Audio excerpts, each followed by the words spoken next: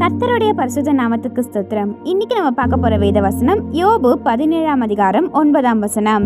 நீதிமான் தன் வழியை உறுதியாய் பிடிப்பான், சுத்தமான கைகளுள்ளவன் மேன்மேலும் பலத்து போவான். Let the righteous hold to their way, and they that have clean hands grow stronger and stronger. Job 17:9. இது நம்ம ஒரு சின்ன கதையை பார்த்துடலாமா?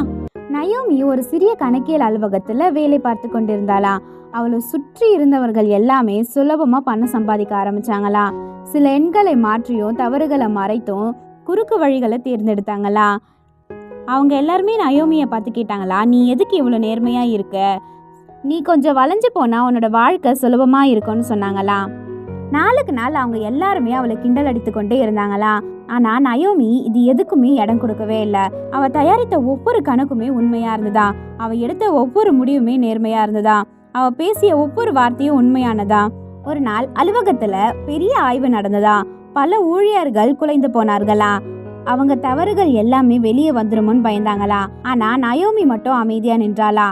அவளுடைய கணக்கு வழக்கு எல்லாமே உண்மையா இருந்ததா. அவளும் உண்மையாவே இருந்தாளா.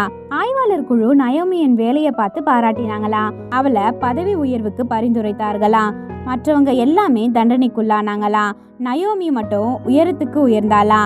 அப்ப எல்லாரும் புரிந்தாங்களா, குறுக்கு பாதையில போனா பலம் எப்பவுமே இருக்காது, நேர்மையான பாதையில் தான் உண்மையான பலம் இருக்குன்னு.